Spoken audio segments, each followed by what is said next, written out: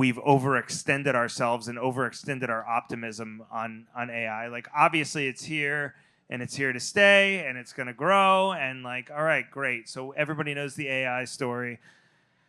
From an investment standpoint, it's starting to feel as though, I mean, how many times can I watch Nvidia shuffle the same chips to fucking CoreWeave, who's shuffling them to Supermicro, who's shuffling them back to, CoreWeave? At some point, like, somebody has to do something with all this shit, and at 50 times sales or 2,000 times earnings or whatever it is, like, I don't know, it doesn't seem to make a lot of sense to me as an investment right now, which is not to say that it's not going to advance in the future, but I feel like valuations right now and the narrative.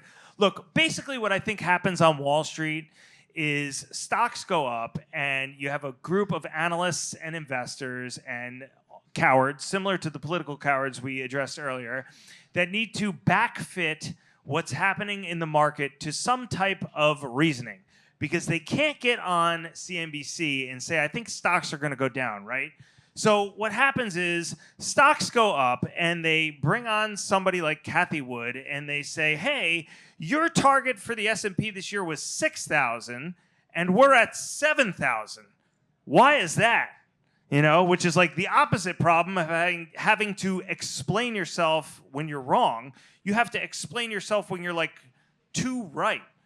And so she gets up there and she says, well, I think that we're at some type of paradigm shift here with AI and the neutral rate and the mean of S&P earnings. And they just talk and talk and talk and come up with some kind of bullshit to explain why they think 32 or 35 or 38 times earnings is the new normal, which of course it isn't, and it's not going to be.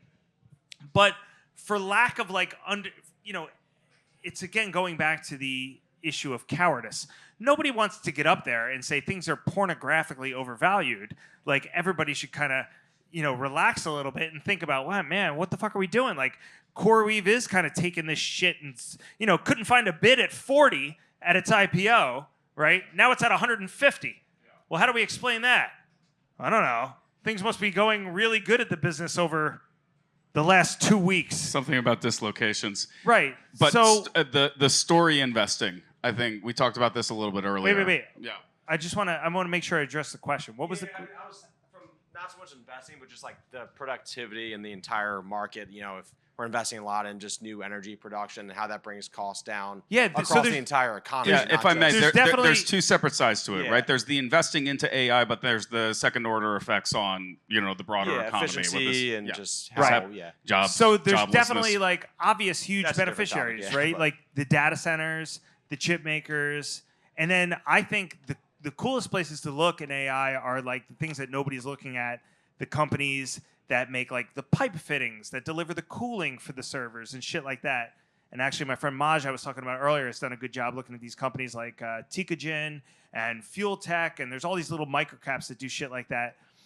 But the main companies, the data centers, the chip makers, I think are like way overextended. And if you go and read about like, you read Hindenburg Research Report about Equinix, you read about like the way that they're doing their capital spending, or their capital expenditures and kind of like their accounting. I feel like the entire like AI theme has kind of gone, overshot the mark a little bit. That's not to say that it's not going to eventually catch back up, but right now, like, I'm not out there buying Nvidia, because of the AI thesis. And just on an aside, like, AI in general just scares the shit out of me, because there's going to be some point where AI achieves this AGI, where artificial intelligence is going to be able to look back into itself and try to adjust for like inefficiencies. And at that point, there's going to be all kinds of shit that goes parabolic that nobody's prepared for. You think Mitch McConnell is sitting around thinking about this shit right now? Like, absolutely not. It's going to be a nightmare of proportion. Interesting choice to call out.